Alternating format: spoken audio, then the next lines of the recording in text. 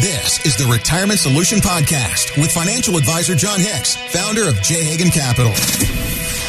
There are so many things that we just have in our mind and we assume that they're correct because we've heard them 100,000 times. We got to get rid of all those myths. If you've done a great job saving, you'd be surprised what you can accomplish when you use the right strategies. Most people just aren't aware of them. You've worked hard your whole life to earn and save. Now you need a plan to make that money work hard for you. So people that have sacrificed opportunities to spend money, they sacrificed by putting the money in that 401k. They've sacrificed by putting that money in a 529 college plan for their grandkids. Those types of sacrifices should go rewarded in the long run. John is here to help you find solutions for your retirement. Financial advisor by day, powder puff football coach by midweek afternoon.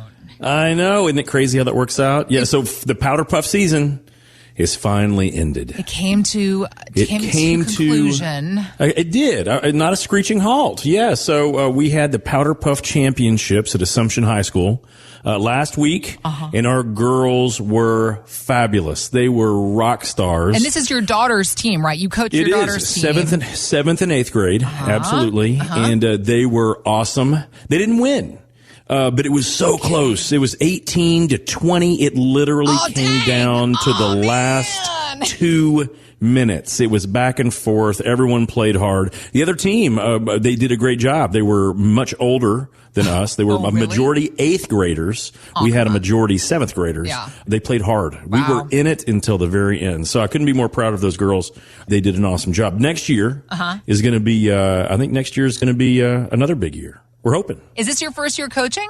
This is the very first year. Okay. This is the first time I've coached any of this stuff for our kiddos. And do you think that you'll go back again for more coaching next year? In a heartbeat. Really? No question. It's amazing. It's one thing to be a spectator. Yep. It's another thing to be a coach. But when you can actually be both a spectator for your child and a coach on the field to help, all of these girls understand, working together, you can accomplish a lot. Making the right plays and right designs can help a lot. But just understanding, coming together and having a team of people that are all doing the right thing at the right times can have awesome results. And I couldn't be more proud of where we started the season, which I'm going to be honest, the coaches looked around at each other and said, well, we're going to have fun out there. And then by the end of the season being like, wow, that was really impressive. That was really awesome. So, Maddie, my little girl, awesome job, and all of your teammates did a great job. Didn't win, but that's okay. Hey, I wouldn't change it for anything. The championship game when, as you were just saying, the coach's confession at the start of the season was, we don't know where we're going with this. So you obviously had some sort of wind at your back. Yeah, and even though we didn't win, I think we all learned a life lesson, right? Yeah. Leave it all on the field, and they did. And that's all we can ask for. For anything we do in lives, right? Yep, Just leave it all out there on the field, play your hardest, and never have a regret. Work hard, play hard. I know that is definitely... Work hard, play hard. That is my mantra. I know you, John. I know that's how you function. And it's hearing you talk about your daughter and how much you enjoy that coaching process and the team process and the involvement of the entire process going from start to finish is, it's a great analogy, I think, for the work that you do, like I was saying before, from the 9 to 5, from the office, how it does correlate. I know how much you enjoy being able to work with and coach the clients that come to your office as far as figuring out this retirement game that we all got to do, right? Well, absolutely. And I think that, kind of the coaches in the very beginning, when we looked at that, might be how we look at retirement. We're looking around at our portfolios or looking around at our spouse or income and going, I don't know how this is going to work out, honey. Yep. And then, over time, sometimes we take our licks and sometimes we really do really well. But the whole point is, what is the plan behind it? As long as we're progressing, right? Moving the ball forward, going towards the attainable goals and the things that we can control, right? We can't control what the other team's going to do very often. We can control how we react, just like the current market environment now. We have no idea what's going to happen from one day to the next. I mean, no one knows that. And the people that say they do know, they're probably not going to be right in the short run for sure, and maybe not even right in the long run. But you have to understand, we all are faced with decisions every single day of our lives, and we can make good ones as long as we know, hey, is this going to move me forward or is this going to move me backward. We want to keep moving forward. If we do that, guys, we have a really great shot at hitting those retirement goals. And so if you're not the coach that you want to have on that field, maybe the first thing you do is look around your teammates.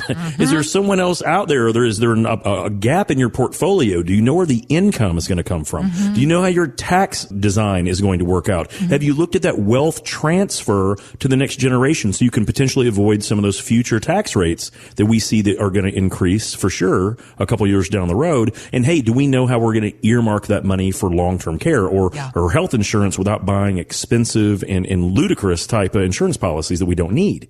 So yeah, those are all parts of it. If we don't have those team members on our financial team or those various components of our portfolio, we may not have a winning team. But it only takes a couple moments to recognize that so that you can go ahead and get new staff people, put different people on that team so you can win in the long run.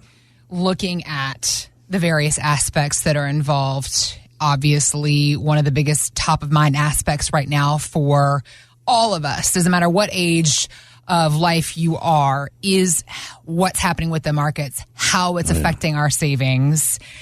We have seen some rallies happening. And so the question that's been posed then is, it's possible for the bear market rallies that we've seen recently to grow some legs. Art Cashin of UBS was telling CNBC he believes we might soon see a watershed moment. Here's Art. It's important that we hold on. We may be seeing not the turning point, but an important turning point. I think this is a bounce in the bear market, but it could last a couple of weeks, and that's what we've got to watch for. All right, so what are you watching for at this point then? I'm fearful that what we may be seeing right now, and of course, you know, this past week is a midterm election week and we had some ups and downs in the market. When you kind of look at how these things work out, I'm fearful that we're going to see a couple bear traps. Okay. And so that's kind of what Cashin was maybe alluding to. Okay. I don't think we're going to have a watershed moment anytime soon. So guys, when you kind of look at the current market environment, what we're looking at, we don't ever want to fight the Fed. And the Federal Reserve is saying we are going to continue to increase interest rates. This past week, one of the articles that I was reading, I can't remember if it was the Wall Street Journal or Investors Business Daily, but it was talking that we could actually see 10% mortgage rates by the middle of next year, depending on what the Fed decides to do. Guys, kidding. 10% potential of home mortgage rates. We were at I was just looking at one of my statements, 2.5% is what I have mine locked in at. And that was just a few short years ago, just 2 years ago. 2.5%. And now we're potentially looking at 10. Is that potentially going to cause the market to have some issues? Well, I think it will. And I think that we can all recognize that. Okay. But two of the bigger issues that I want to say and why I mean bear traps is that, Heather, if you study how bear markets operate, and you can go all the way back to really even until 1892. 1892 is some of the first information we have about bear markets and how they work. And the average bear market can last about a year to maybe as many as 3 years. And historically, they've done that from time to time. And when you look at rallies, that means the market is continually going down. But there's a couple times when, hey, it moves up for a couple weeks and looks like, hey, maybe things are over. Maybe it's going to be okay. No, those are called bear market rallies. And that's what Art Cashin was just talking about, where, hey, it's a little bit of what I call a head fake, where the market moves up for a couple weeks and you're thinking, oh, wow, maybe I should jump in now. Maybe the lows are over. Maybe this is a good time. And on average, Heather, 6.5 times, 6.5 times in the average bear market have we seen bear market rallies that on average go up around 17.8%. Let me say all that again. This is super important. When the markets are, when the markets are trending down in the average bear market, and guys, this can last for a couple years. When the markets are going down, on average, they might actually increase as much as 18% before they ultimately end up going back down further than they were before. And they do that about 6.5 times per bear market period. So maybe it's just going to last a year. Now, we're already 1 year deep in the current bear market. Could it last another year or two? Yes. And I have very strong feelings that I think that this bear market could last longer. And that's when you look at the earnings reports that are just now coming out on all of the various companies in the United States. When you're looking at what these companies are reporting, the earnings themselves really aren't bad. But the very next thing you look at is what they call future guidance. Basically, they're saying, hey, we made some money, but when we look forward, it's kind of looking like a dumpster fire. And across the board, many great companies, including Apple, are saying, yeah, we really don't like what we see in the future. And they're giving poor guidance. So even though the market has been up a little bit here recently, I don't know how long it will last. And that makes me nervous. So the question is, if this is a bear trap, if this is just an opportunity for the market to go up a little bit and have a Santa Claus rally, maybe even through the end of the year, do I think that next year could absolutely be just as bad, if not worse than this year? Sadly, yeah, I do. So it doesn't matter. We can't control that part. We have no idea what's going to happen. But the question is, what can we do to put those guardrails in place? And that is very important. So even if I'm wrong and the market goes up, are there ways that you can position your portfolio to make money in the event the market goes up? Well, of course there are. You can hold on to those stocks and bonds and mutual funds, just like Art Cash was saying. Or in my opinion, what you do is instead of just holding on, I think you need to put guardrails on the bottom of your portfolio so that you can't lose any more from here if things continue to go wrong.